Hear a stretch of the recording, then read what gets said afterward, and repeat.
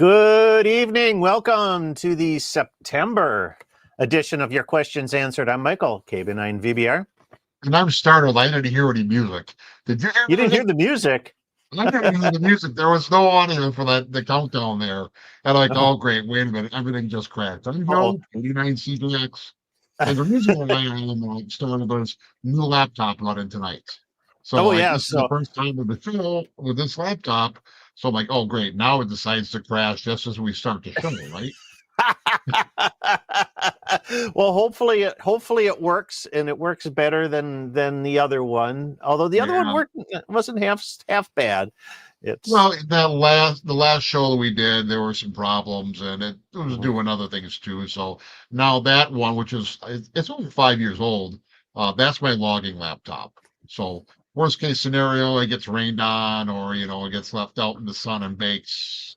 yep, I'm yep. probably not going to be too sad. You're Um, probably okay. yeah. So, but yeah, it's it's not gonna get out in the sun and bake anytime soon because we are in the chiller here in Fall has arrived. It just it, came and slapped us right in the face.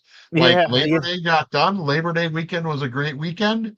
as And then we got just kicked. as Fall's Todd here. says, frozen tundra. We got the Yeah. frozen tundra going. Today's high temperature was 58 degrees, and I I think left, yeah. When I tomorrow's left the supposed to be house this morning, 57. it was 39 in the truck. Mm-hmm. So that it hit real quick. And I've been working on a cranberry marsh the past couple weeks. And the guys were out there were on frost patrol last night. Oh, I believe So it. Yeah. they all had bags under their eyes because they got to step, they got to make sure that the irrigation keeps running. Yep. So when it gets below freezing before harvest, they have to keep spraying water on them to keep them from freezing. So I just found out about this.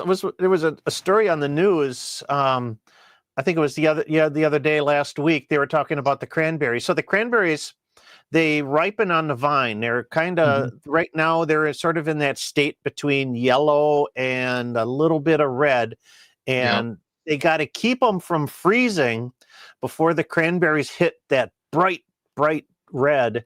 Otherwise they'll just you'll lose the crop. So if it gets below 32 degrees, they run sprinklers to keep them wet, and that keeps the frost off of them.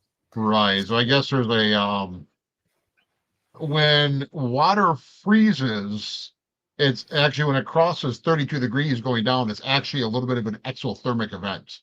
And actually there was a small layer of liquid water will form under the ice, and that'll stay at 32 degrees for a while, unless it gets real cold, like in the mid-20s and stuff. So that's what they do. They have to stay out there and spray. And of course, because the water is running, they have to make sure that none of the spigots freeze up. Yep. So, yeah, it's quite interesting. I also learned a lot about all the spiders. I'm not going to get into details, but if you're afraid of spiders, picking cranberries is not your forte. You don't want to be in the bogs. No, no. Well, picking cranberries is the easy part because when they're ready to pick, they just flood them, and then because cranberries float, they're hollowish in the middle. So they float, but so do all the spiders. And spiders don't like water, so as soon as they have an opportunity to jump on something dry, now they have the big booms that go out. But in the old days, you actually had to walk out there. I guess it gets pretty bad. So you remember that scene from the movie The Mummy? With the spirit beetles? Temple of Doom, where the guy's got all the tarantulas on his back, and he's like, yeah.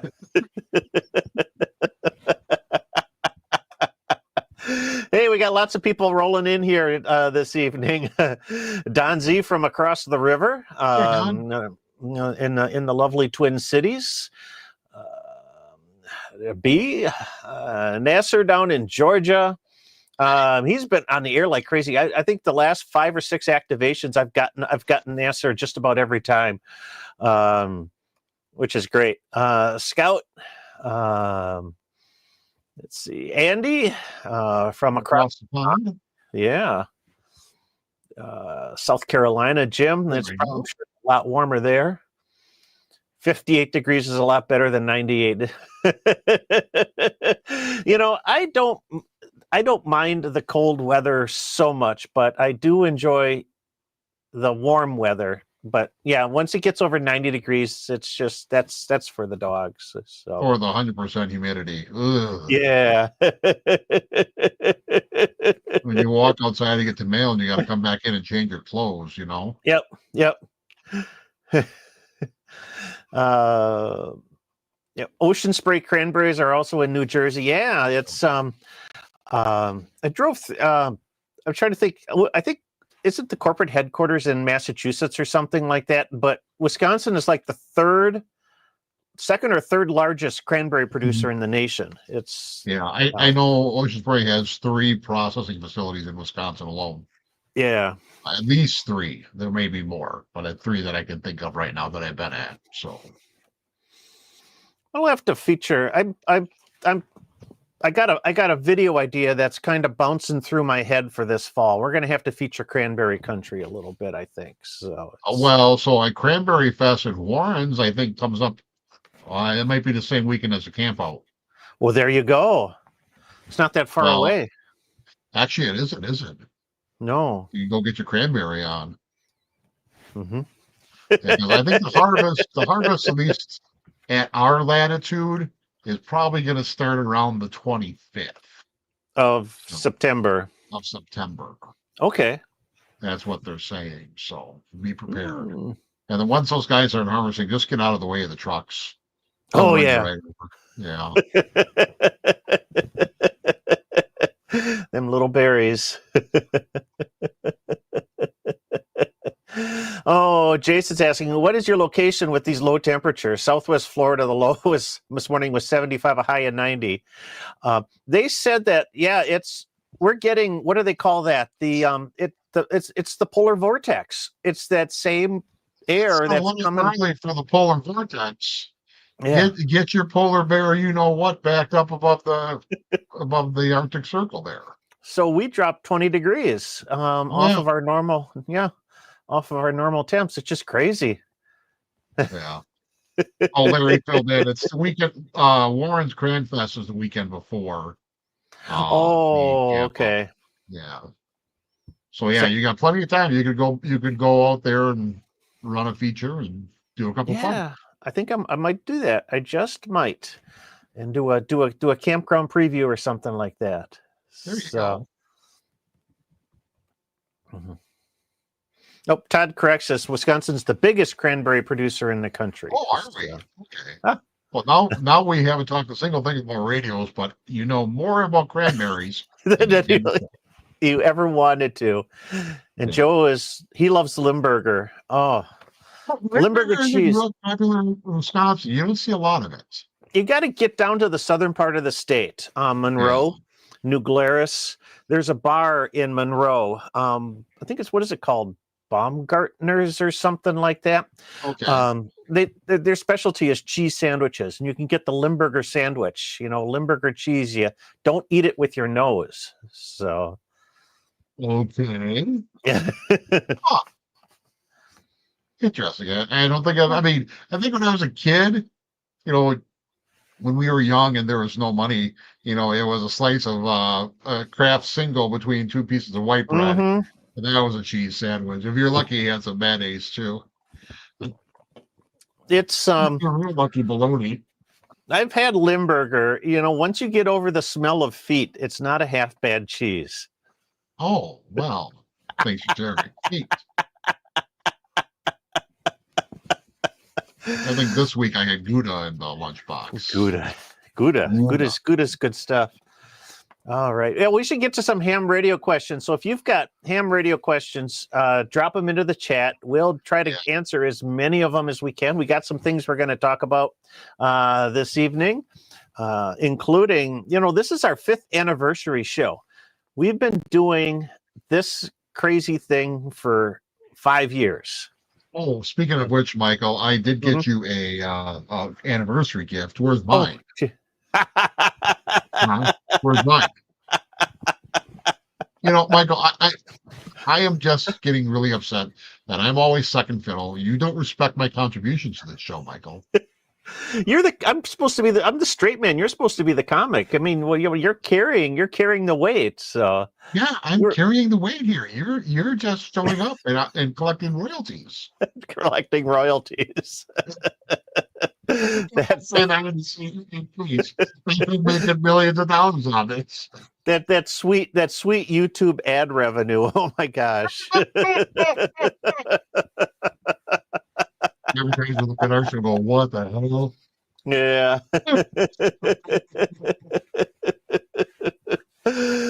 Oh, the technology tinker wants to know, can you make the Wolf River Silver Bullet 1000 work on 6 meters? You can if you get I the think whip you can take, short enough. take the coil So, out. yeah, it's really all you need for a quarter wave on 6 meters. It's just 54 inches. So you don't. And easy to remember because 54 megahertz is the top of the main. So Mhm. yeah, So so I think on the is it the TIA? I don't know what the length of the antenna is on the Silver Bullet. It's not real long, but I think at least 54. So if you just if you either jumper out the coil or Mhm. you take the coil out completely, Yeah. you should be right in the ballpark of 6 meters. Yep. Without needing to use the coil at all. So And maybe even 10 meters too, because 10 meters is it's 8 feet. about 8 feet. About 8 feet. Yeah. Yeah. Yeah. The take it along comes with a 102-inch whip. So just remove the coil completely, drop the whip to 54 inches, and then screw that into the mount. And Yeah, you'll still need either radials or a ground plane. mhm. But that 54-inch radials or even a magic carpet will be fine. Yeah. You don't need anything. You don't Yeah. need to use the coil at all for something as short as that. In fact, the 102-inch whip should be long enough for 10 meters Yeah, because actually, 102 is usually CB whip.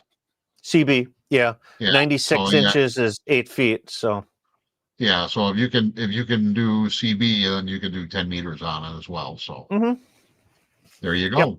absolutely. Um, speaking of magic carpets, my Mhm. highest quality Amazon Faraday cloth is starting to fray. Yes. Oh, Yeah. So remember after field day had gotten wet because that night we got all the rain, and I've mhm. noticed now there's definitely some patina, we'll call it. Yeah.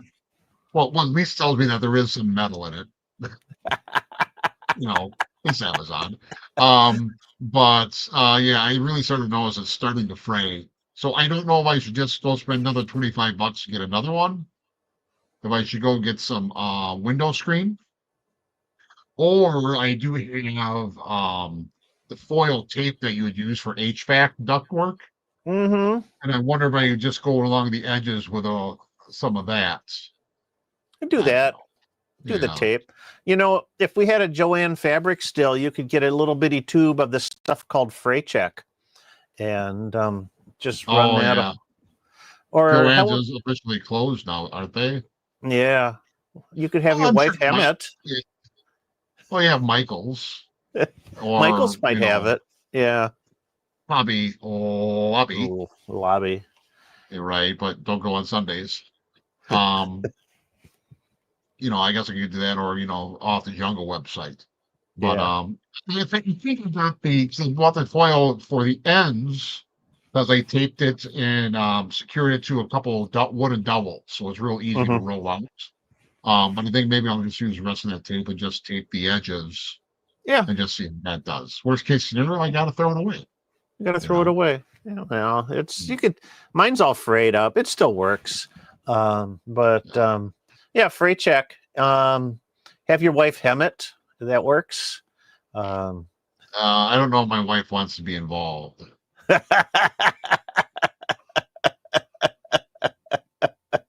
Well, and she knits. She doesn't do sewing as Okay, well. So let's just clarify that too. Is she's a big knitter, but not a big sewer. not a sewer. So yeah. Side note. So we have a family wedding coming up next weekend, and my wife is standing up in it. So she did not do her own alterations. She had to go several times and get that taken care of. So no sewing in this house.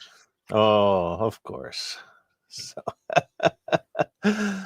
all right, we've got a couple questions here. Larry is asking, how do you connect your whip antennas to the camera tripod plate?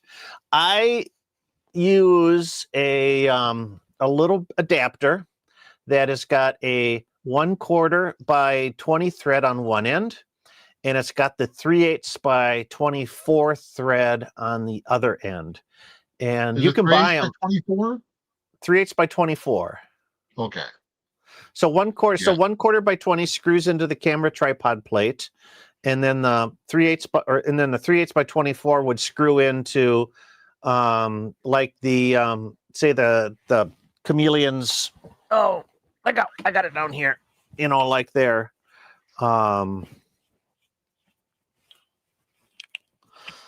like their blank adapter, which like this, it's got a 3/8 by 20 on the bottom. Right. Yeah. 3/8 by 24 is like the 3/8 by 24. standard.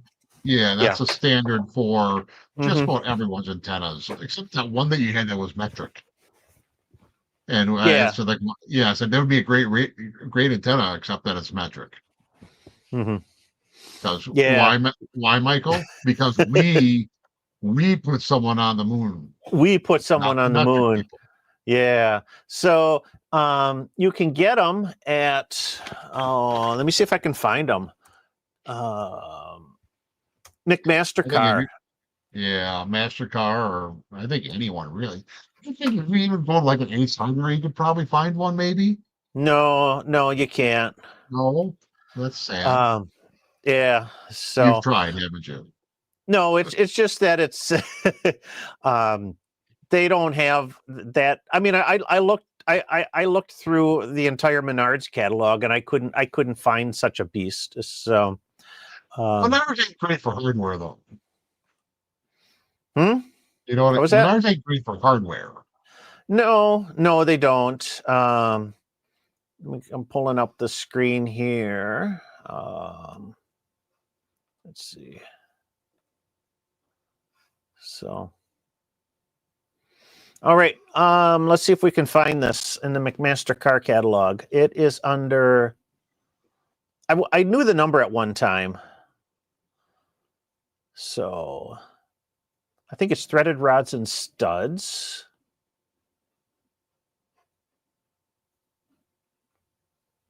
Coupling nuts. Not a couple of nuts like us. Hex. Search. Let's see. 8 by. This is so hard to read. 3/8. Up. Wrong way. Nope, Did I down. miss it? Yeah. 3/8. Oh, there it is. 3/8 by 24. But now I got to find the second size because it's an adapter. Criminy. See if I can find it.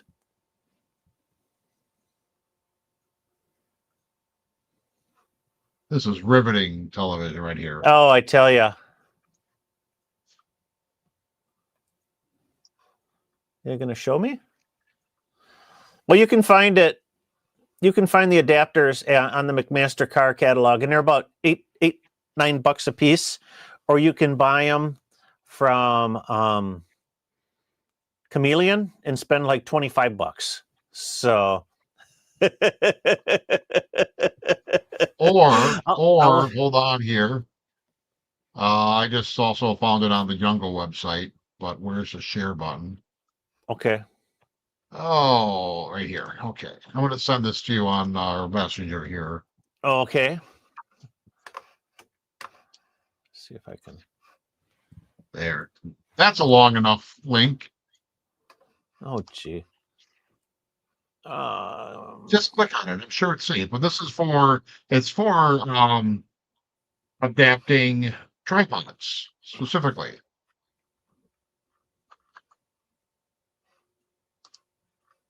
Okay, where the?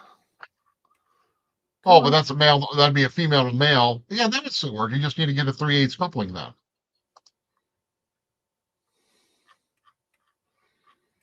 It's not. Why is these messages not coming up? Oh, geez. So much anticipation. Patient. Yeah. This is not working for me.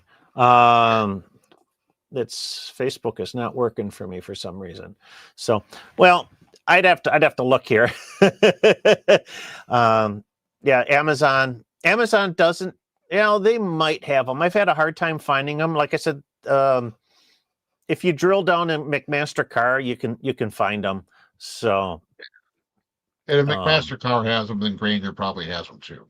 Well, I bought a bunch from McMaster Car. If I could find them, I'd have to search my email to figure out what the product number is, and then I could probably pull them. Isn't that kind of sort of the thing with everything?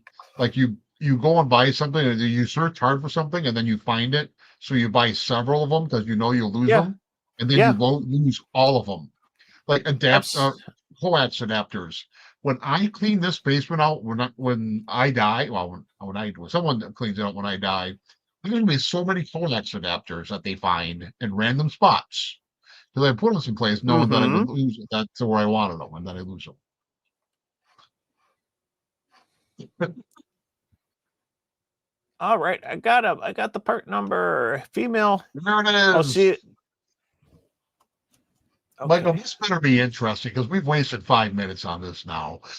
Oh. So they're not threaded rods, they're thread adapters. There we go. Female hex thread adapter. A 1 1/4 by 20 to 3/8 by 24 thread size. I ordered 5 of them back on April 11th. They're $8.76 a piece and McMaster Car. So I kind of feel like, the theme from 2001 A Space Odyssey should have been playing when that popped up. I'm going to put the link in here so everybody else can buy them. There we go. That's what you're going to want to adapt. If you want to do things like mount your chameleon blank adapter or similar type item to a tripod mounting plate, you're going to want a bunch of those. Yeah. So, and they're about $9 a piece. Get a few of them because you're going to spend about $15 in shipping.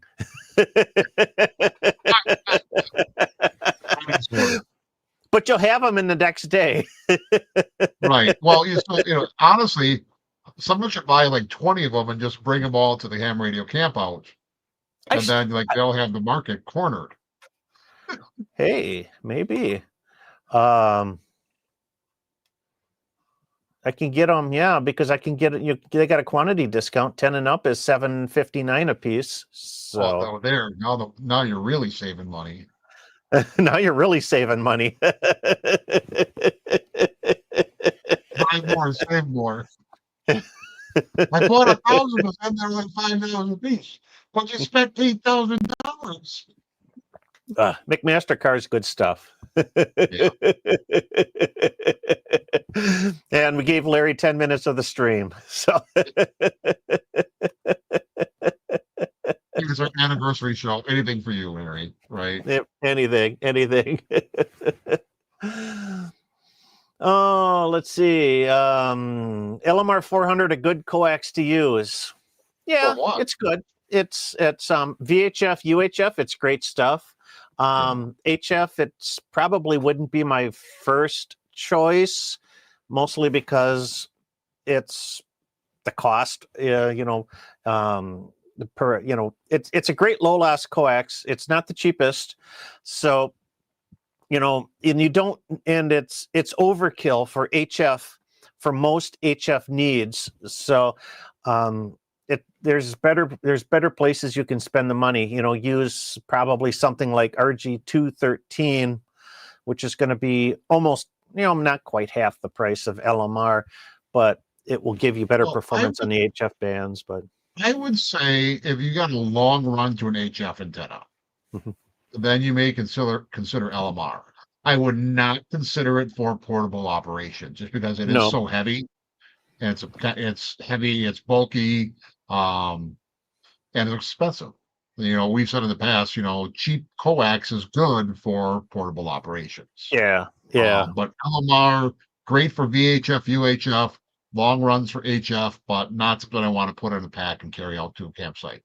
and when you're talking long runs, we're talking 200-300 feet. Yeah. Up that big tower that you're building, right? Mm-hmm.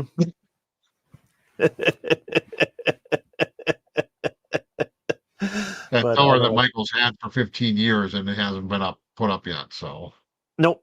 The one the one the skunk almost made a nest in last month. oh, that's right. You did have the striped kitty, the stink kitty. Yeah. Yep.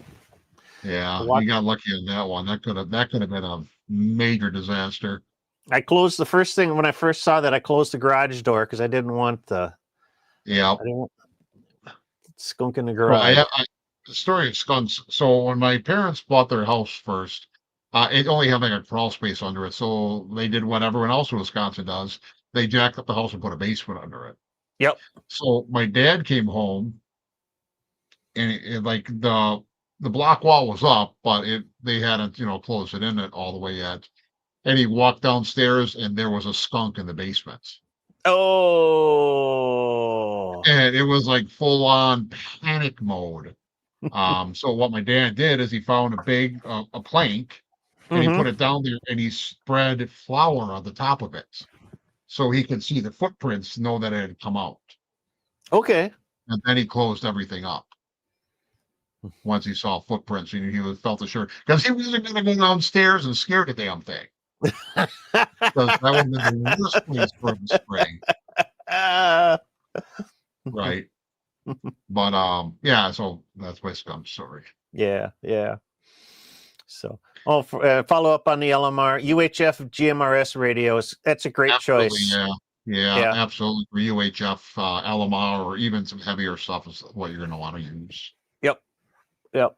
That'd be my, like I said, for VHF, UHF, it's that'd be one of my top choices. So all right.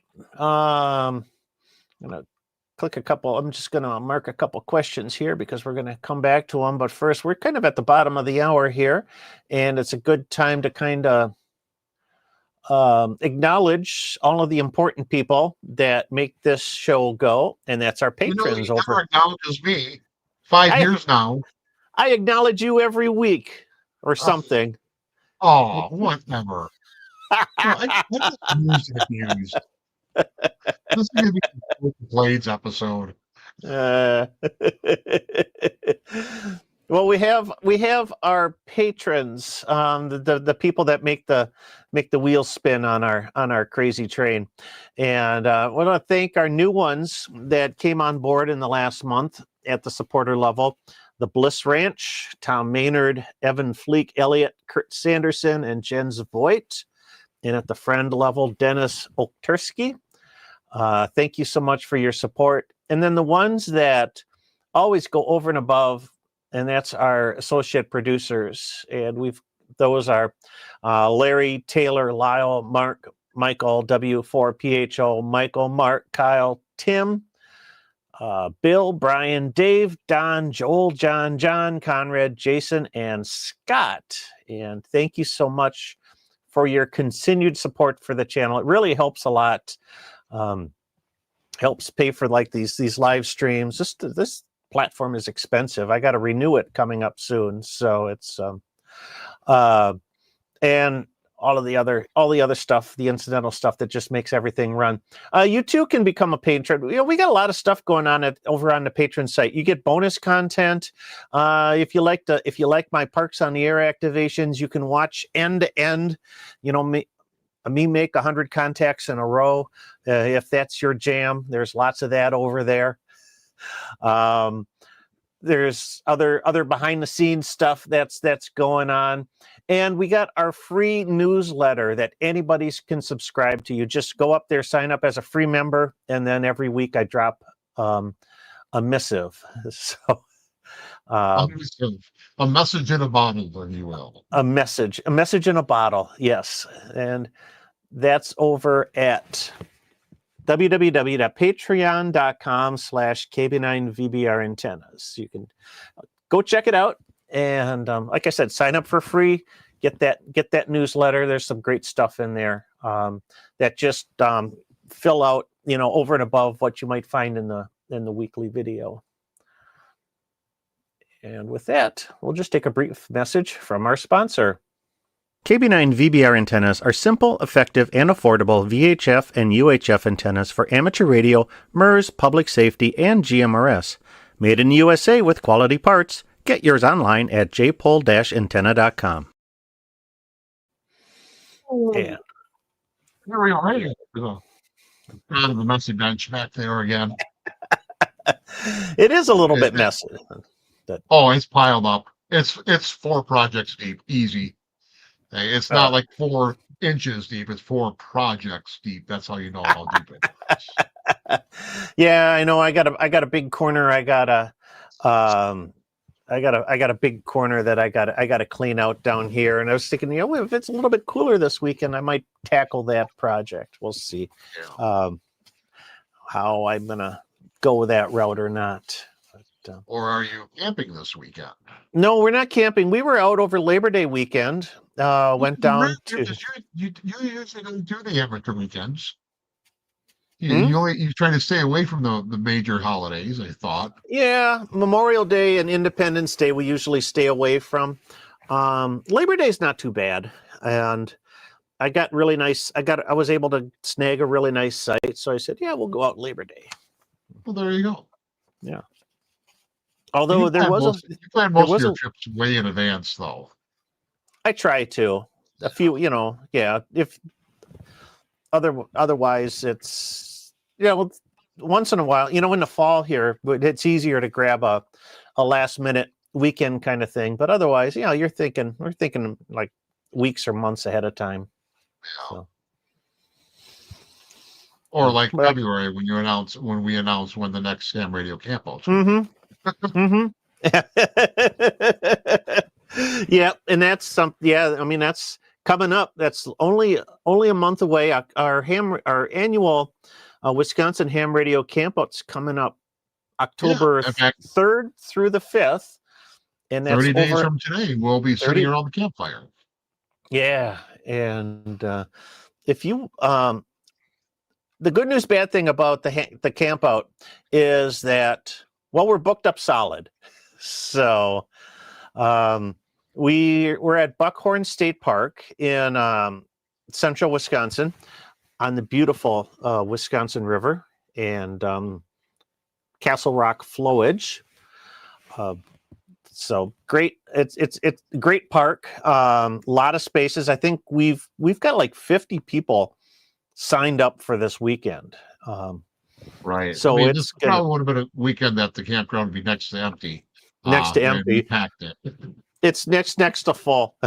Yeah. I was just before the show. I was going to look at the the reservations, and I pulled up the map for Buckhorn, and I see that all of our main activity, of course, is in these two loops, 47 through 84 and 85 through 105. And they're all full. And I know that the vast majority of these people are here for the event. So that is crazy. And then I was looking, walk-in sites are all full.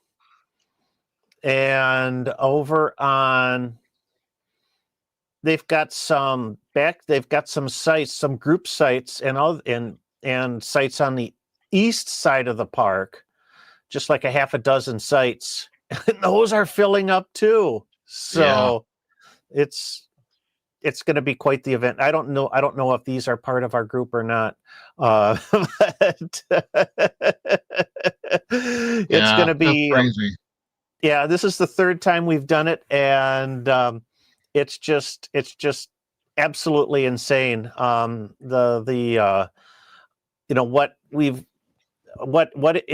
this event has grown into. I think the first time we did this, we had something like about 30 people show up, 25. We were a little concerned, and we had like 25, 30 people show up.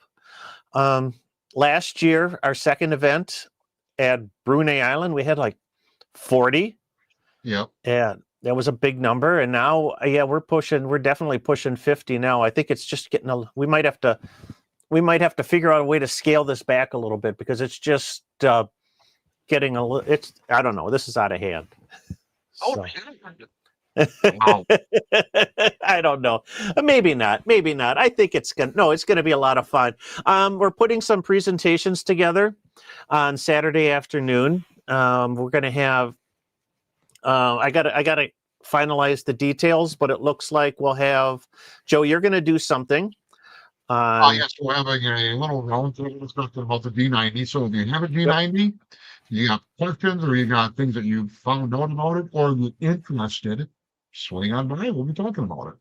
Yep. And then we also have POTA Bob is going to be doing his POTA Parks on the Air 101 presentation. He did it last year, and it was really, really well received. So I think if you're thinking about just getting started into Parks on the Air, you don't know where to begin or something like that, his POTA 101 is definitely going to be the track that you're going to want to take. And then we've got two more advanced topics that I'm looking to program in. So if you're a more experienced Parks on the Air kind of person, you can take we're going to have more of the basic track, and then the little bit more of the advanced track. So there's going to be a lot of options there. And then of course we'll have our Saturday evening potluck and campfire. I'm going to get some door prizes put together for a Saturday evening. Who knows what we'll be giving away this year? Did you say that you got a K4 that you're going to be giving away? I wish. He's like, well, I'm giving that for myself. I'll probably be cleaning out my basement. Oh, who's getting duct tape? You're getting duct tape. You're getting duct tape. Everyone's getting duct tape. Everyone's getting duct tape. Yep. See if I can get this closed back up here. So, actually, before I do that, if you're interested, I know we do have merch. You can get sweatshirts and whatnot. We've been having some issues with the t-shirts and sweatshirts getting delivered on a timely fashion, but hopefully they're starting to trickle through now. So if you're interested in, if you want, some apparel before the camp out, I would order them within the next day or so. And we got ours, or most of ours came in. So I think some Yeah. other people have ordered a while ago and they have not come in yet. Now it's a third party that we're going through on these, so don't shoot us. We're just the messengers. But yeah, if you want to get something before the camp, I'll probably get it in the next day or two, so they get it out to you soon. Yep, exactly. I got to deal with one of my lights. Just kind of, I don't know what's going on here. Hold on a second. Yeah, it went out. Yeah, well, I'm gonna try restarting it. It just all of a sudden is dimming down to nothing. You're rebooting a light? Is it Windows or is it Linux? I don't know what's going on, but no, it just all of a sudden it just dimmed down to nothing, and there we go. It's crazy here tonight. So we'll put the link here for the merch. If I can get my mouse, check that out. And if you're not a part of our email group, and let's see here. Flatlander says he's got some stuff to give away. If it's going to be Buffalo trays, Flatlander, I'm out. No whiskey for Uncle Joey. And also, if you go to groups.io.Wisconsin Ham Radio Campout, you can join our email list and then get all of the latest information about the campout. If you're coming or not coming, if you're coming for the day, join the group. So yep, you can certainly come for the day too. They do have day passes at the park, so absolutely, and we can accommodate that. If you want to show up for the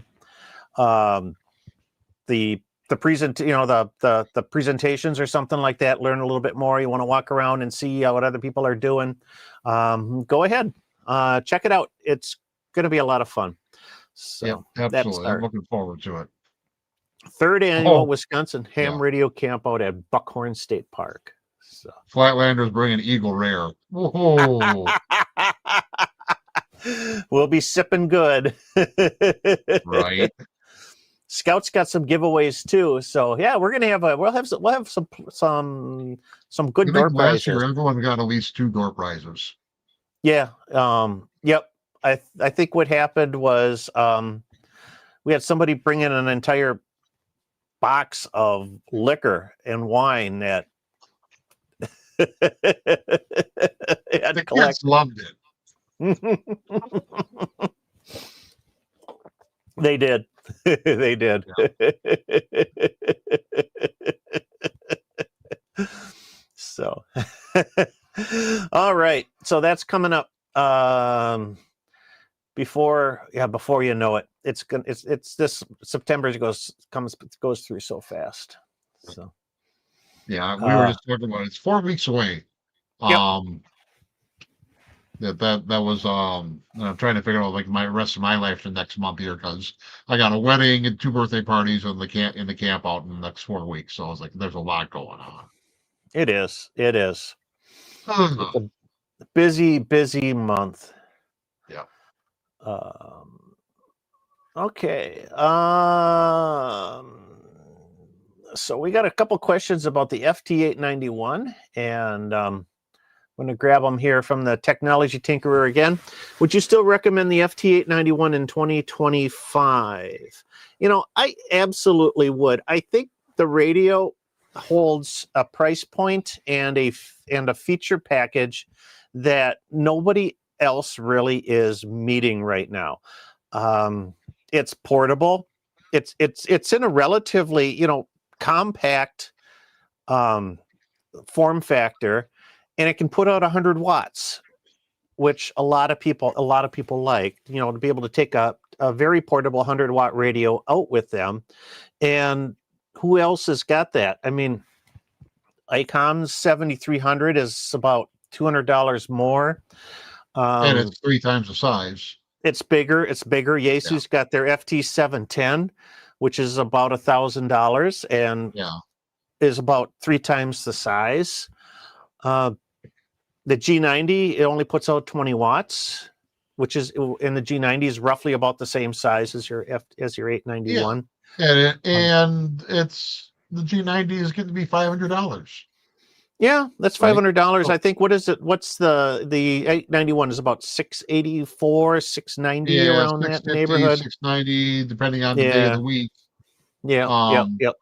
I remember when it was $599 back in the day, before inflation. But I would still say that the 891. So it's not STR, right? No. But it's a decent triple het receiver.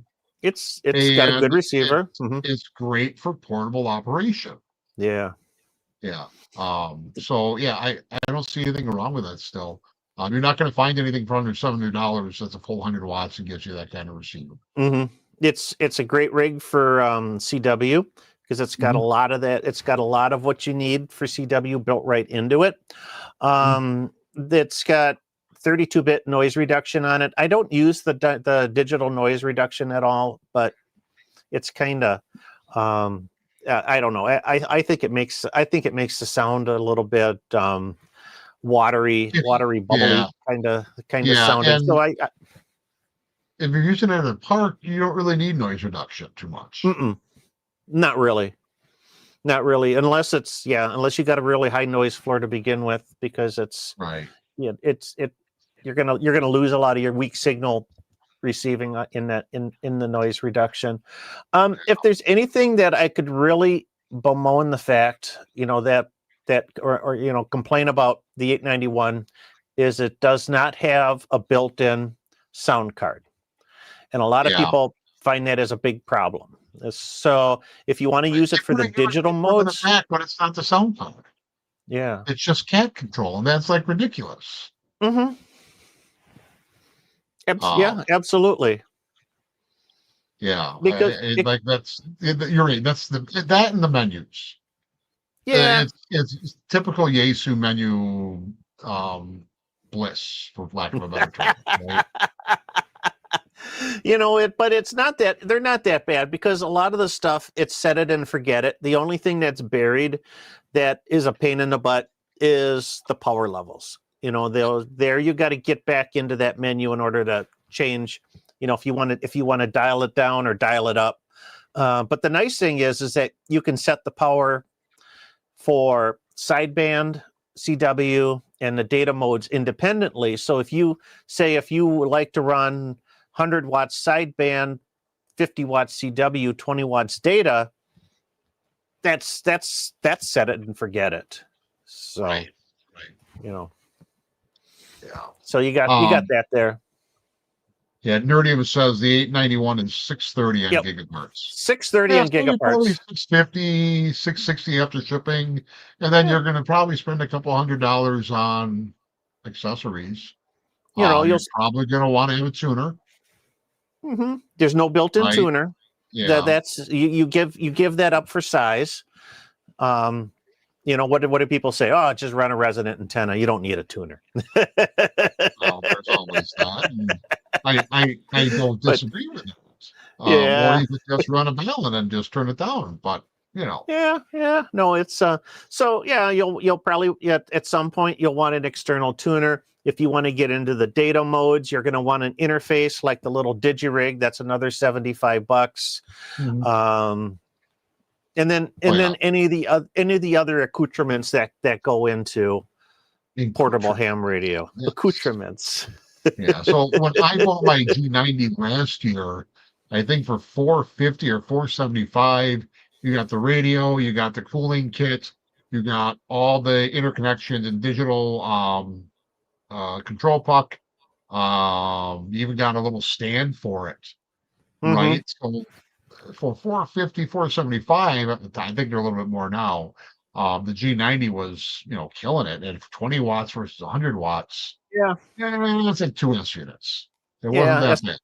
Yeah, actually a little over one. It'd be one. It's a 20 to 100 watts is a 6 dB change. So it's a little over 1 S unit. So it's not, and I famously run my rig at 50 watts. I got the power turned down a little bit so the battery runs longer. So, and you don't notice that. Yeah. I mean, your call sign's worth 5 dB. I'm making it up on that. As soon as all the spotting sites post you, it's game over. You got yourself you got it. You got it. Yeah. Well, yeah, not always, but yeah. Was it the FC50 tuner? The Yaesu tuner is you are correct. It only does a 3-to-1 match, which is insane.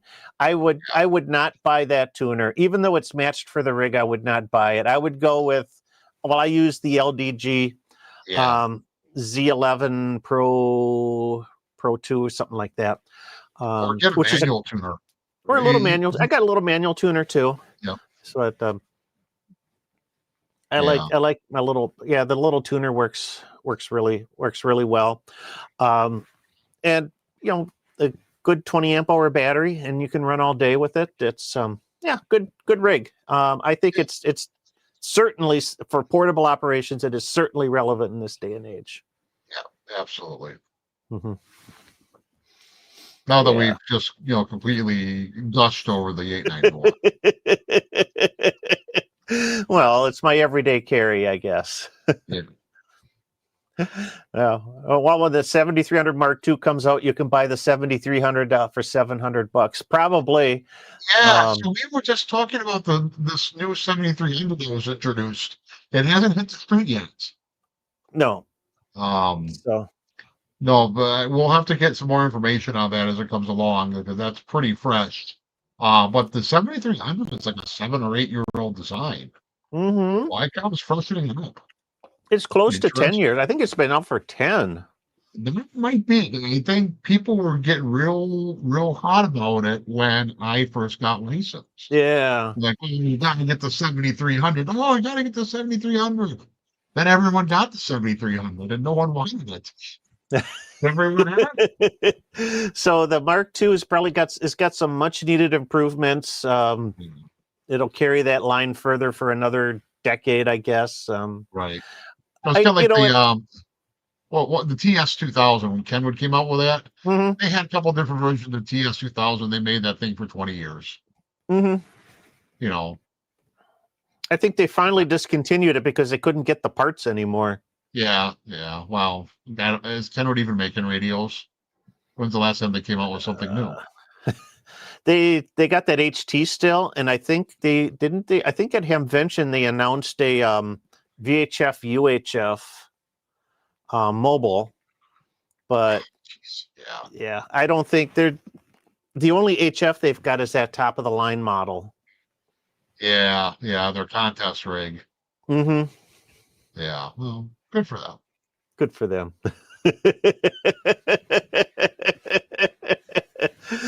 ICOM has always been a little more conservative when it comes to products. They like to run a product for a very long period of time, and Yaesu will.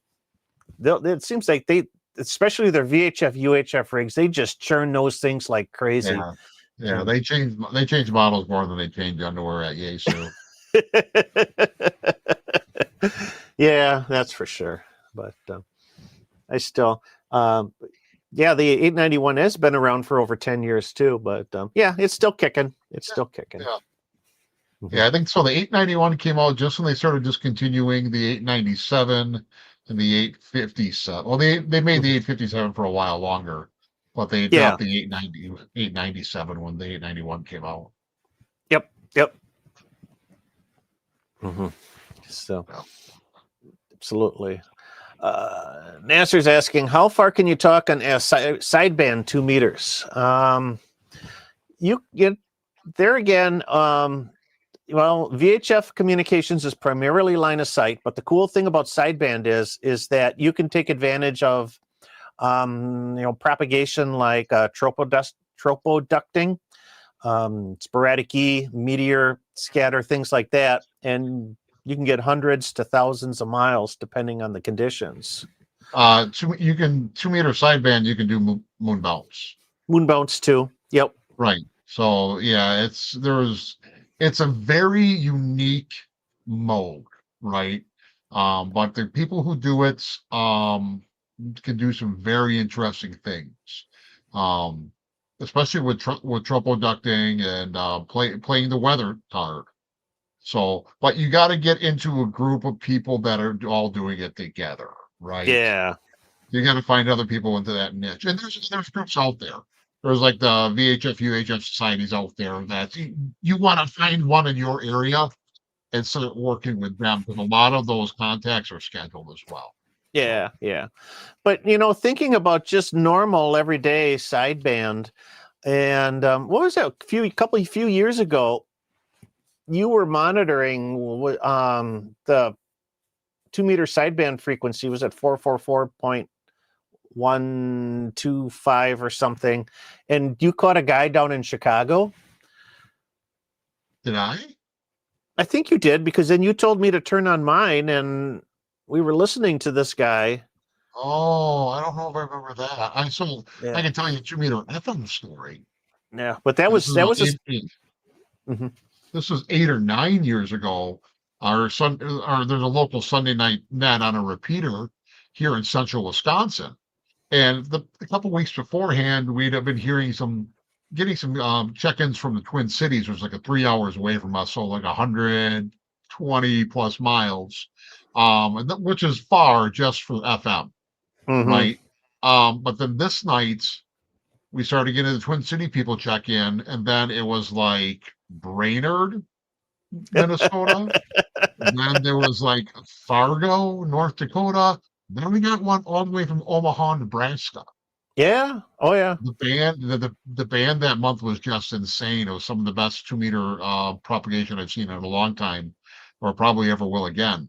Um, but it's really dependent on weather, and it's really good on really warm days or like days when there's a big temperature shift.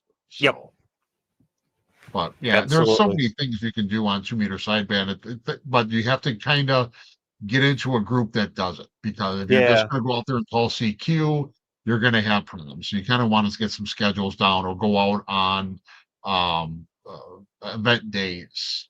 Like if you ever do microwave, there's microwave event weekends. Like everyone's going to go out, and then like say upper Midwest. Well, some people are going to go here, some people are going to go over there, and you know where they're all going to be, so you can point your dishes, or in this case, 2 meters, you're pointing your Yagi at Mhm. these people to work.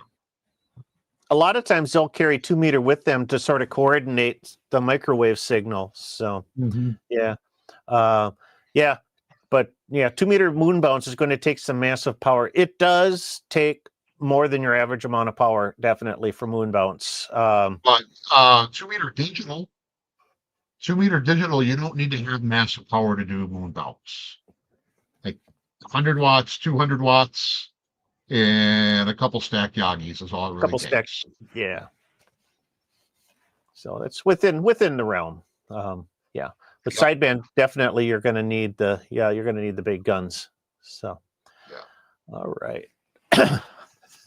Man, we've been talking about a lot of stuff here. But one of the things I wanted to talk about is a few weeks ago, I did a video on my 5 favorite parks on the air antennas, what I'm using for portable operations. And I Notice he got a hasn't done a video on his favorite co-host. no, what do you mean? Geez Louise, Were you going to say Dave? Were you going to say Dave? Dave? Dave's not here. I'm thinking of Constantino. Okay. Dave's not here, man. Dave's not here. I'm Here, sorry, man. Dave. I just can't do that. Doesn't do that. I think But that's two 2001 references I've made tonight. I haven't done that in in a one while. in one night, man, it's crazy. Yeah, so it's I looked at all of my activations in the last year, and I found that I'm using primarily 5 different antennas, and the quarter wave vertical, the Poder Performa KJ6ER's Performer antenna, the Rybakov, the NFET half wave, and the ham stick. Those were the 5 major antennas I've used in the last year. So I was thinking, well, what does everybody else use? And this video, generated a good amount of traffic. I had a lot of people comment on what their favorites were. So I took everybody's favorites and I tabulated them. And Did the Bryce funny, Morehouse confirm the results? yep, it's an audited. I got an audited list here, so Okay. we're going to go with the top 5 viewer favorite This is portable scientific. antennas. Yeah. extremely scientific. And and the funny thing is that my 5 favorites are also the community's 5 favorite antennas, because the order was a little bit different, but still, the top of all the comments I received on this video, the top antenna with 16 comments was the NFET half wave. So, and then Well, tied but for I think the Advent half wave is everyone's making them nowadays, oh yeah, and you get so many bands out of them, yep. right? Mhm. But I would also say that probably out of all of them, that's probably the hardest one to set up. Yeah, well, with dipole would probably be a little bit more difficult. Yeah, but out of the 5 that you had mentioned. Oh, the 5 that I mentioned, yeah, Yeah. yeah, absolutely. It's the one that's the one that does take the most effort to set up Mhm.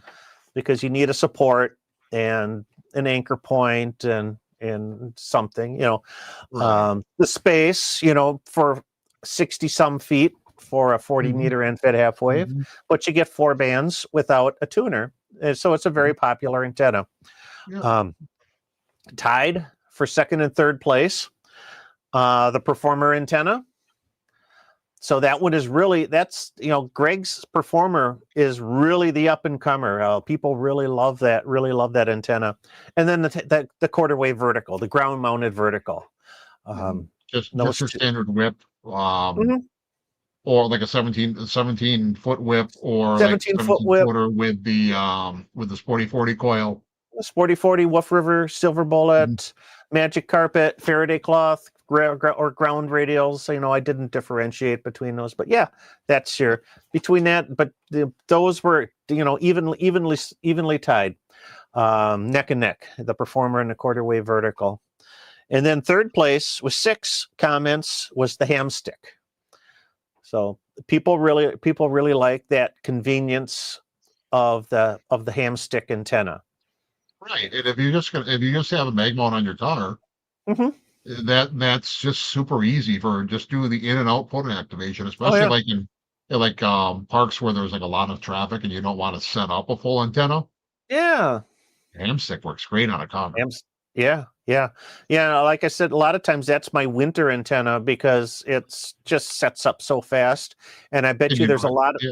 yeah, and I bet you there's a lot of people in the southern part of the U.S. where that becomes the summer antenna because Well, you don't want to leave the air conditioning.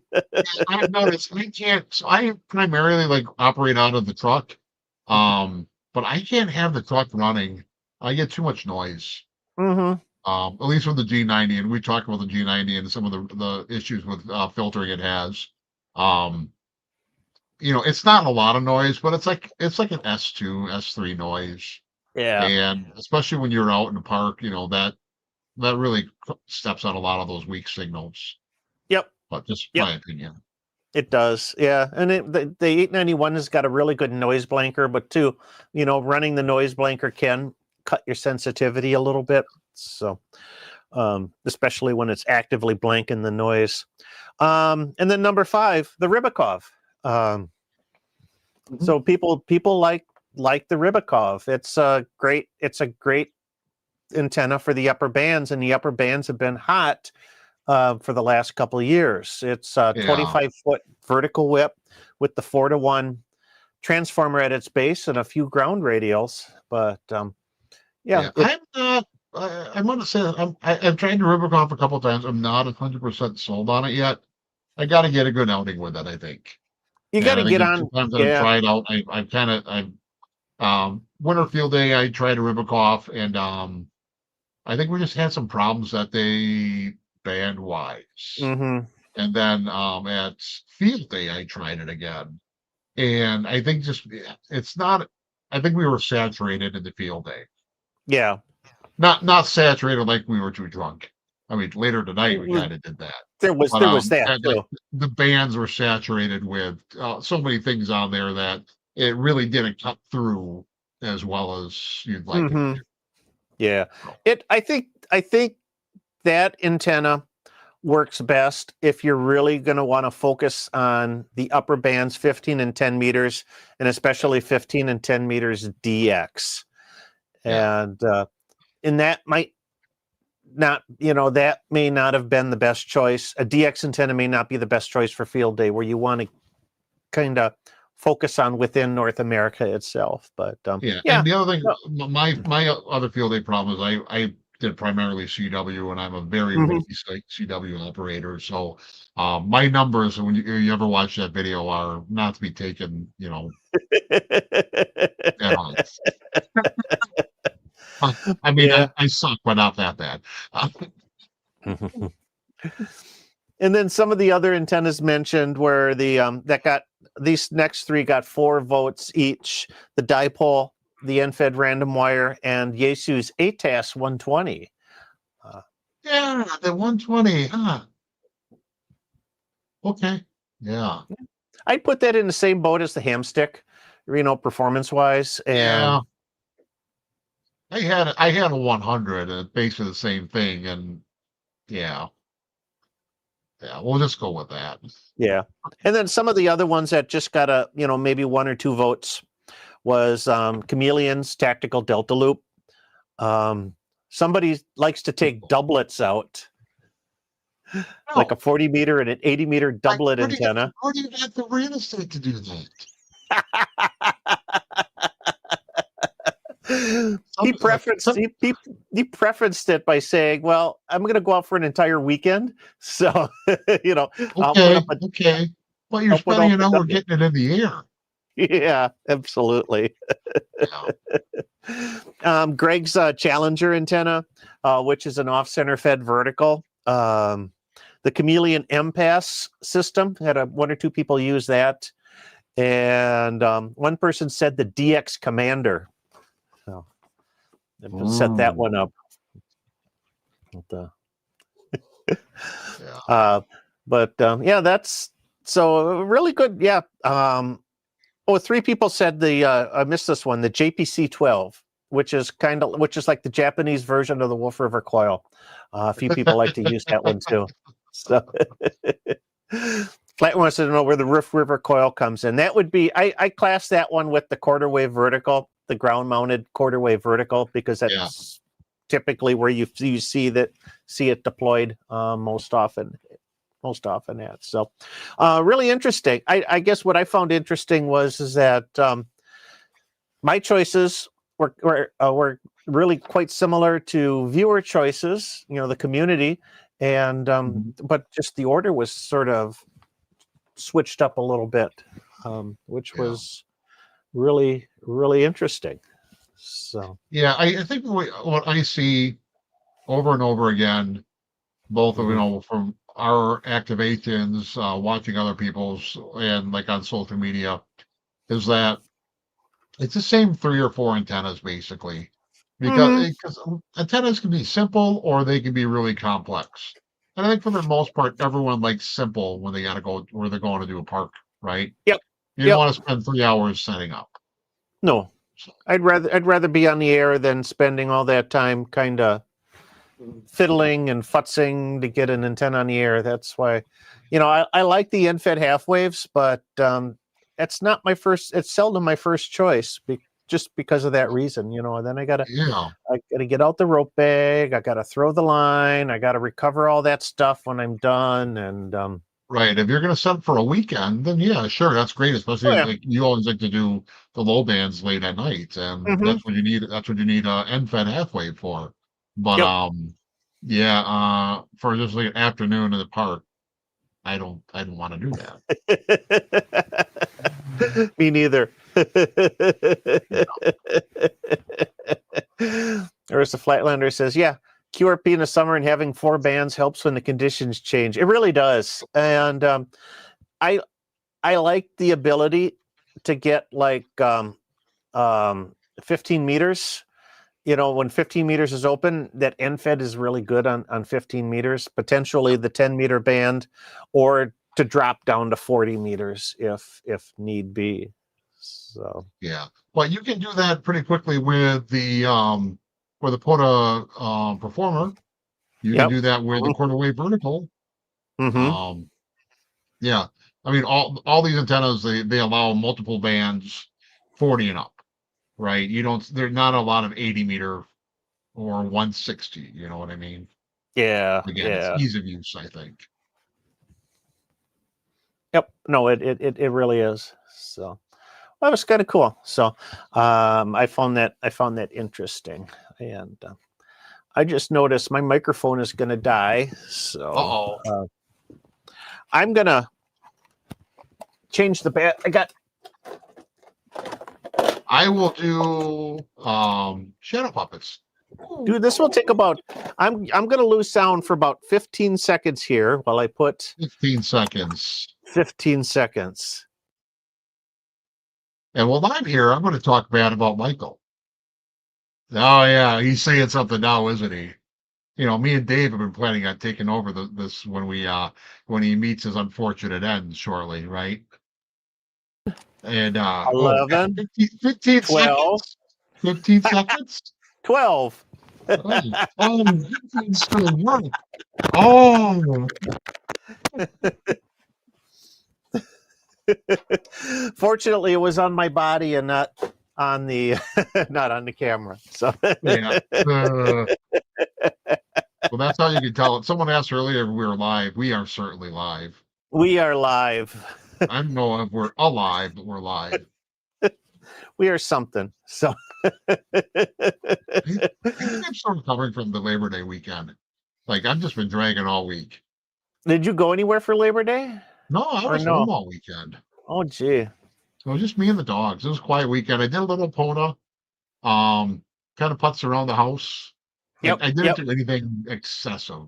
So I kind of had a foot problem, and I should be in a boot, but I'm not. Hmm. So I was like, just kind of lurking around, but I didn't do anything real excessive. So Yeah, well, we were camping. We were at Wildcat Mountain State Park, which is in the southwestern part of the state, and it was beautiful. It was just beautiful camping weather because the highs were in the 70s and the lows were in the 50s, and it was just so right, nice. you just Sunny crack the window a skies. little bit at nights, and there was Yeah. no storms, no rain. Yeah, it was just a really good weekend. So this weekend, kind of more of the same, a little cooler, but hopefully I'll get out and get a chance of do a little more operating. I Mhm. think so. Michael just dropped a video this past week Yes. on the True SDR or True SDX. This little radio here. I got the brown, the olive drab version, but I think everyone else gets the orange one. And there, I gotta say thank you on that video. If you guys haven't checked it out, certainly do so. Dave kind of sort of answered my questions about what I was going to do for power, so much so Mhm. that I just went on Amazon and got what he did, the little 18650 lithium ion batteries. And so tomorrow I will have battery power for this, and hopefully I can at least get All going right. and try it out. So hopefully, Get I'm that not one. Yeah. just, yeah, I'm not just being ready for a CW. Hmm. I'm not brave enough to do QRP sideband. I mean, QRP sideband's you can fun. do Yeah, sideband with this, but I bought it for CW, so it's perfect for that. So. yeah.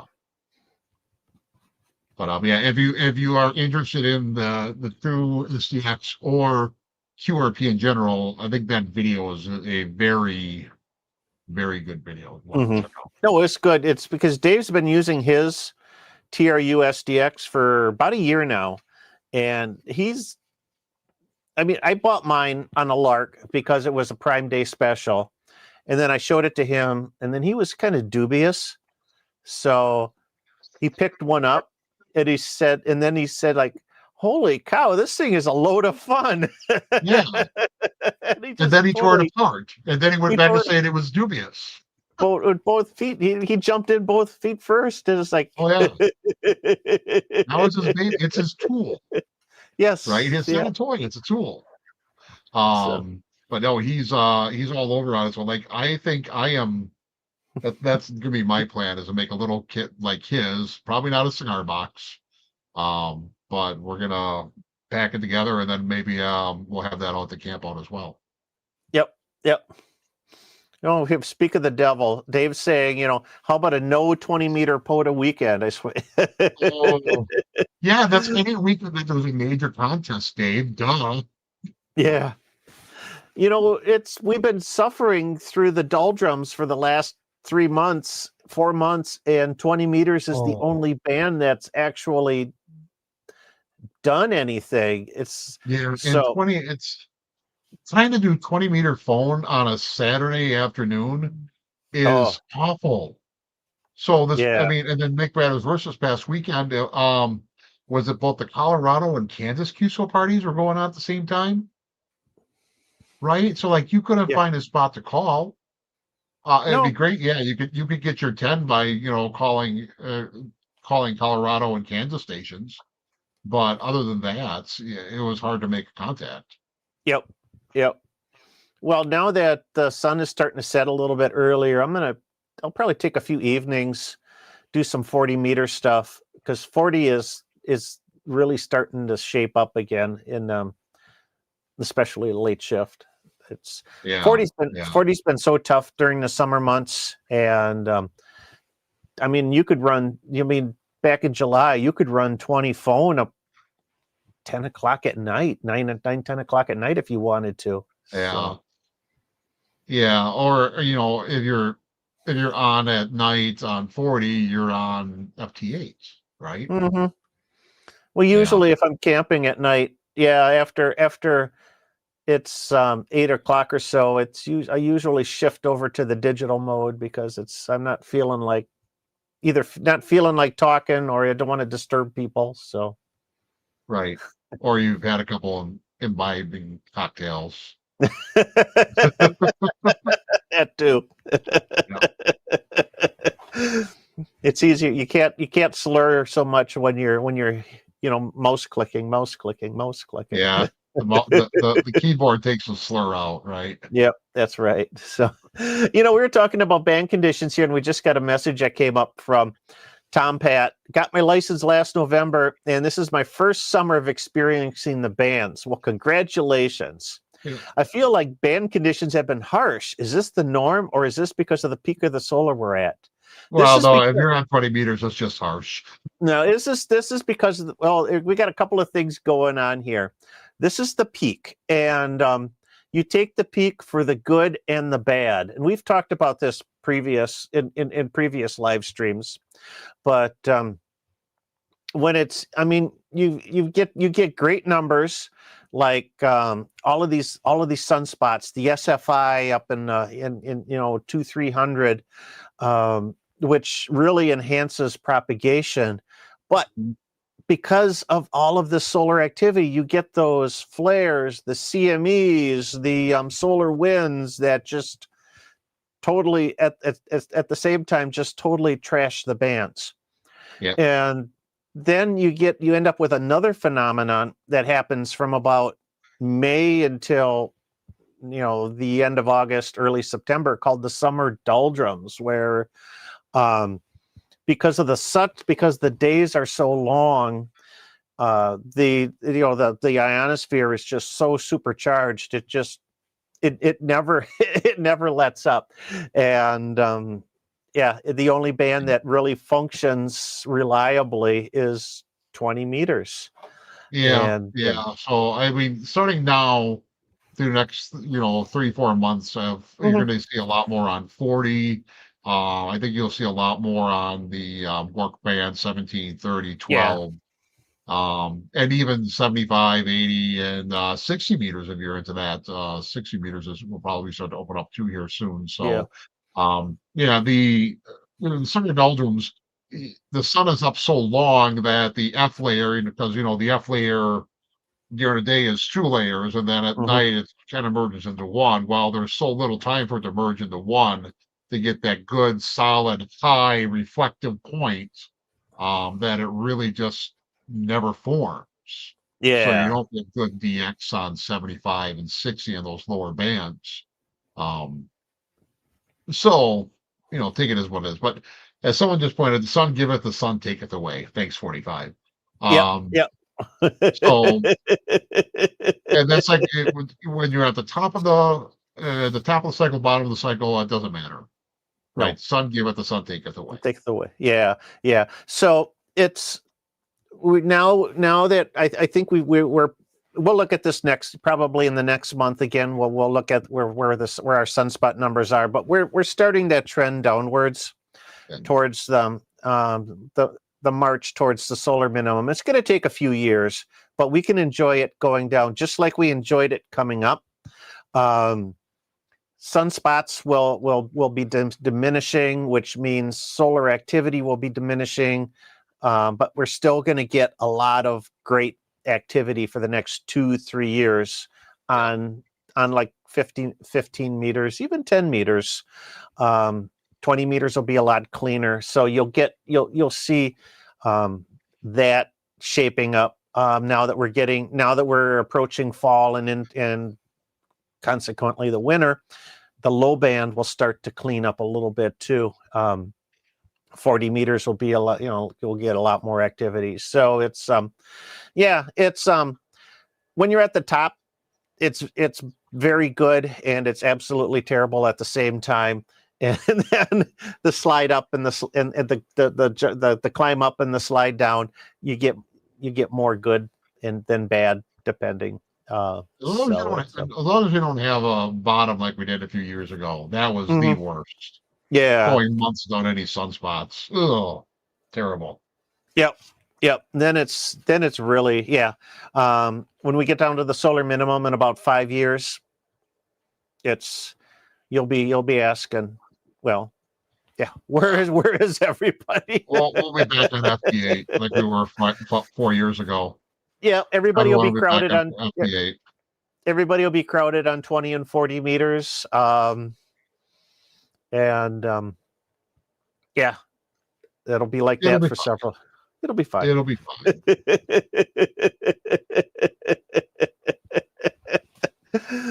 Absolutely. So there was another message. There was another one I was going to grab here. Shoot. Oh, here it is. The Nerdium. Hello. 40 years ago, I thought ICOM receivers were the best quality. Which brand would you consider to be the best today? And let the fisticuffs begin. So we're talking just receivers? Well, if we're talking receivers, you almost have to look at the Sherwood engineering tables. Yeah. And of the top 5, 3 of them are Yaesu. And then the other, and I think the other 2 are Flex radios. Flex and or is it Elecraft? Elecraft. Yeah. Yeah. So it's the 3 new Yaesu SVR radios, the FTDX 101. I can't remember the other 2. I think the 710's in there. Then the Flex 60 whatever, 64 or something. Yeah. K3 or K4. Yeah. Yeah, those are the receivers. But so I listened to a podcast a few years ago with Mr. Sherwood. I can't remember his first name. Robert. But he says anything in that top 20 is you're cutting a real fine hair. Right? And there's some real good radios in that top 20, but we all hear, oh, it's either got to be these 5, right? Well, and you can throw anyone in the ring on it any day, and depending on the antenna, or the band conditions, local conditions too. Like, so Michael and I both have FTDX 3000s. They're certainly not SDR radios, but they're some of the best triple het radios that were made. And any day of the week, I'll put that receiver up against anything. I love it. Yeah. And they're probably they're down about 15, 18 on the list though, but yeah. Like, and I've had it side by side with the K3. The K3 is a Cadillac, don't get me wrong, but receiver wise, there isn't much difference. They're both very good radios. So yeah, I'm not gonna pick one pony on that race. Because there's just so many in that top 20 that are perfectly fine. Modern transceivers are so good these days. From that, you really can't buy. The receiver sensitivity is so good that you really can't buy on that. You have to look at the other factors. What the rig provides for you, ergonomics, user interface, connections on the rear of the rig. It's amazing what they don't no longer build into transceivers these days. So. Right. Yeah, I mean, every radio's got the same features, right? They all do. So, I mean, it used to be that you had to get a CW radio, or you had to get a sideband radio, or they made a 10-meter radio or a 75-meter, right? So, like, it used to be that every radio was completely different. No, not anymore. Yeah. They all do the same thing. So really, it comes down to what works best for you. Are you Yep. going to be doing portable? Are you this for home? Hmm. What do you want? So Yep. Yeah. How it is it? If you've got the ability to go to a, like a ham radio outlet or something, and sit down in front of a couple of rigs and try them out, or you've got friends that have different radios and you can try them. It helps a lot in making that decision on which one is the best for your needs. But yeah, Arnold had a good point. Don't get a flex if you want to do soda. Very good points. However, if someone does do a 7 on the air activation with a flex, I want to see video of it, because if you carried all that other stuff up there, you probably got a couple cameras. Yeah, there you go. Sherpas. You've got Sherpas. Yeah, lots of Sherpas.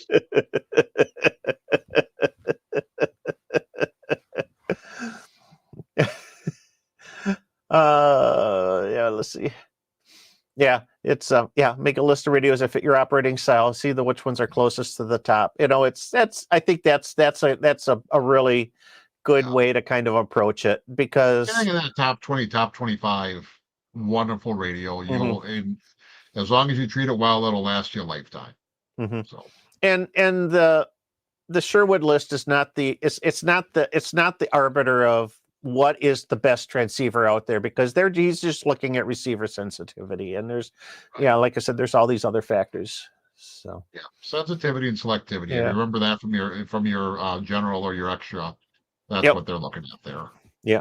You could get a great radio and live in Yeah. live in the city and not know the difference. Yeah, So Dave said it perfect there. You spend a fortune on a negative 130 dB noise sensitivity, but you have 90 dB. I mean, that's like, so a good example about this. So the way I see it is, I have a spectrum analyzer over here, right? Um, mhm. and when I tune cavities, it's been a little while since I've tuned tuner cavities. Um, I'm aiming for like 90, 100 dB rejection, right? And Yeah. but there's enough noise in my house that my noise floor is 90 dB, and I can't get lower than that. I can't see lower than there.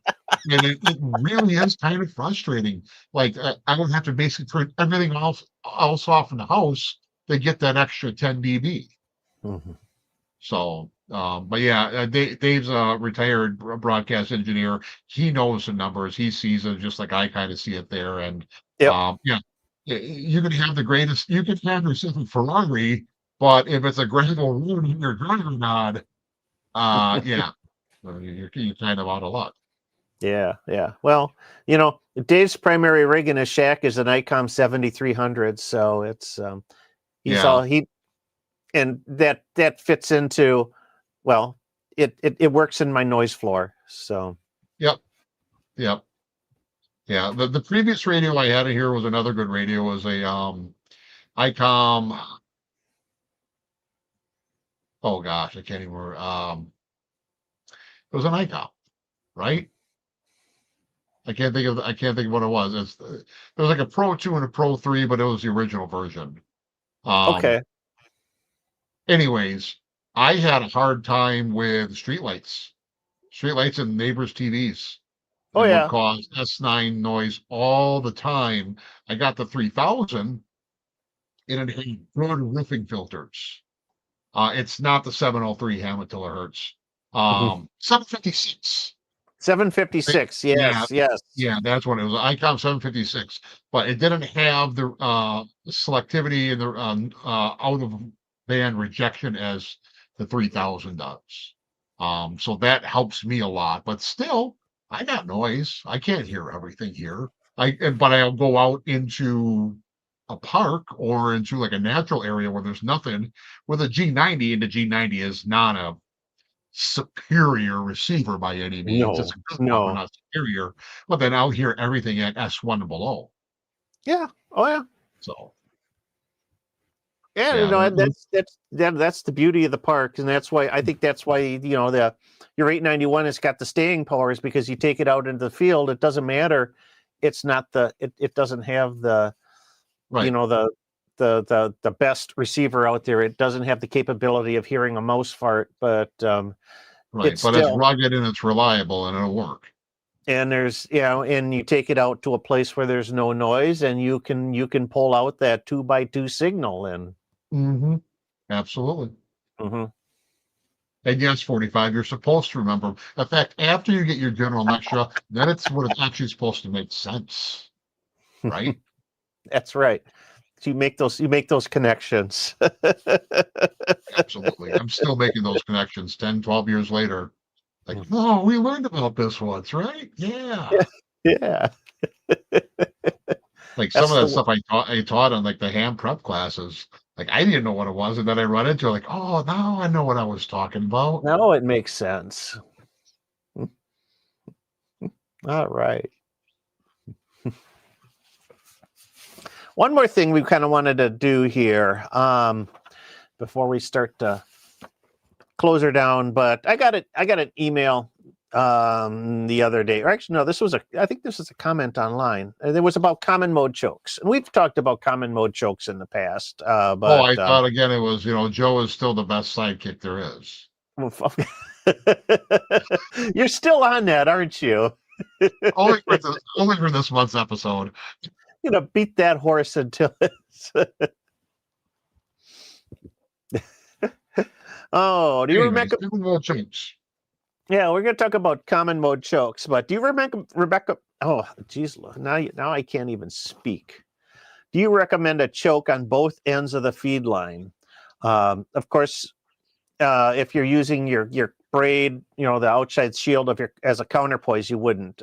So I'm confused. Generally, the person that writes this in uses an ABR branded coax with the built-in choke, and put the choke on the feed point, wondering if I should put another one on the radio side. And then another person asks, well, if you're using a common mode choke near the antenna feed point, which I agree with, the manufacturer of a particular brand of choke recommends putting it near the transmitter. So what do you do? Do we want to run chokes on the both sides, one side, or neither side? And So yeah, we've discussed this, we've actually put it in practice. we've put it in practice. And the reason why we put a common mode choke, at the feed point is to keep those common mode currents coming back down the outside shield or the braid of your coax. And that, because what that can do is affect the radiation pattern of your antenna. And if that's something you're really concerned about, you're going to want that common mode choke. Some people, they like to leave the choke off, especially if you're using like an end-fed half wave, and then use your braid as a counterpoise. I don't know. I don't recommend one way or the other on doing that, but that's, some people like to do that, use their braid as a counterpoise. I typically, more often than not, I've got the choke at the feed point, and I don't notice a whole lot of difference choking off my coax or using my braid as a counterpoise. Right. So we did this at Winterfield Day, and for eliminating interference from the other stations nearby, Yes. namely me and Dave, or Dave and Michael, depending on which radio you're sitting at, having one at both ends was effective. But I don't. You were using a end-fed, weren't you? At Field Day? At Yeah, Winterfield. Winterfield Day. Winterfield Day, I was using an end-fed. Yeah. Yeah. So, but you were only using a choke at the radio, at the transmitter, weren't you? Or did you have one out at the feed point as well? I had it at both. I believe I had it at both ends. Okay. No, so wait, he had it at both ends, so he wasn't using the coax as a counterpoise, but it was definitely eliminating or reducing the interference between the three of us, that he could operate better. Yes. So I think in that respect, yeah, you can use them at both, especially like for a field day situation. But do you necessarily need to do it for POTA? No. The only Do you want I do you mean, want to do it? Do you want to do it at the Porta Campo? Oh, maybe. yeah. Oh yeah. Oh yeah. I'll be choking like crazy. Well, I'm just saying that. So Yeah. if you add the common mode choke at the transmitter end, what it'll do is think of your braid, your shield there as like a as like another antenna, and it's going to pick up whatever stray RF signals are out there, and that can affect your receiver's selectivity, overload the front end. And if you've got two stations working in close proximity to each other, Mhm. you know you've heard that noise in the background. You know, where you're trying to go CQ, and the other guy's going in your headphones. Yeah. Yeah, It's yeah. like Charlie Brown's teeter, right? Yep, yep. So putting Dave and I found this out by when we put common mode chokes on both ends of our feed line, uh, antenna and transmitter, when we're operating out of his truck, Mhm. 3 feet apart from each other, transceivers practically stacked. We will not hear each other when we're both operating at the same time. Yeah. Or it is greatly diminished, or it's diminished to the point where it does not affect our ability to operate. Yeah. So Oh. that's what we think about common mode chokes. So And out of the NFL season starting, Minnesota Vikings. the Minnesota choke. Yeah.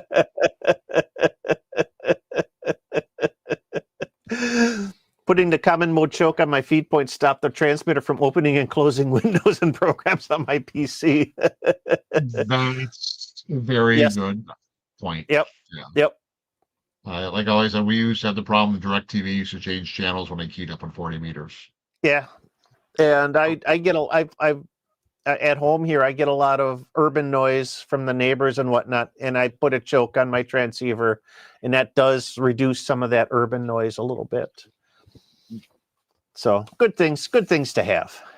So. All right. I think we're getting close to the end here, because my voice is starting to go, and we've been talking an awful long time.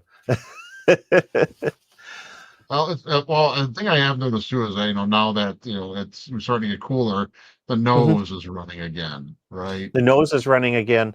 I noticed Yeah, my and school fingertips. started, yeah, Yeah, my fingertips were cold this morning. When I had to yeah. go do that, go do stuff outside, and it's I'm gonna have to find gloves, find my jackets. It's been a And the diseases are going to start spreading here shortly because everyone's back in school. So sickness is right around the corner. Wash them hands. Yeah, Yeah. Well, you don't have to worry because you I don't don't have have any to kids worry at about home that. anymore. Mm-mm. But yeah, well, that's the way it goes.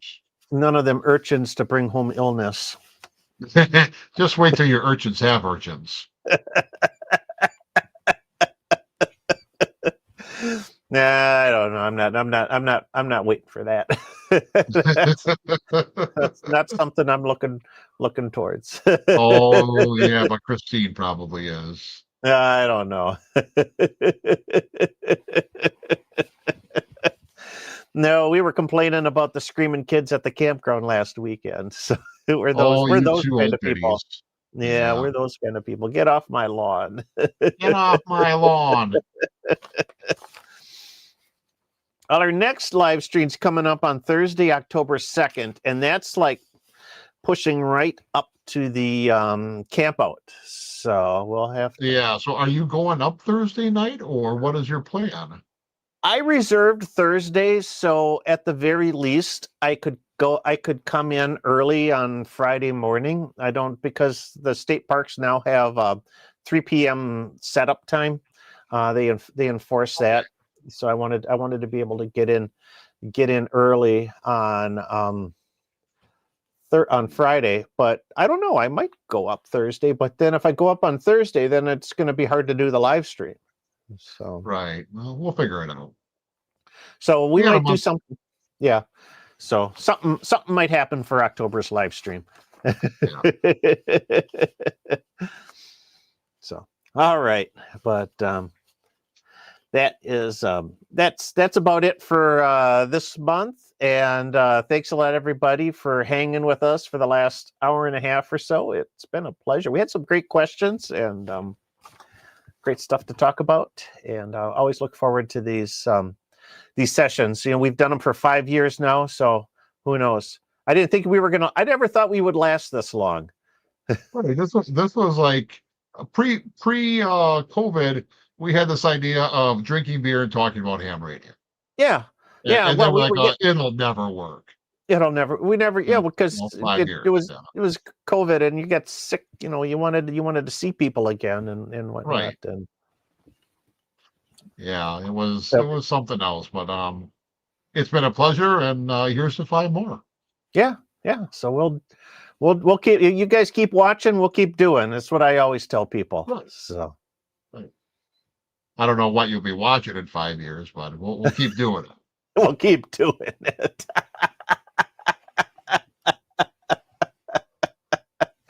All right, you'll learn every time you see you guys. So sometimes we learn stuff too. So Yeah, it's, we do learn a yeah. few things, especially tonight. We learned about cranberries. Yeah. Cranberry. Maybe we'll have some cranberries next month. So we'll have to. We'll be down in cranberry country for the camp out. So We will. all right. Well, thanks a lot, everybody. You have a good evening and a great start to your weekend, and we'll see you soon.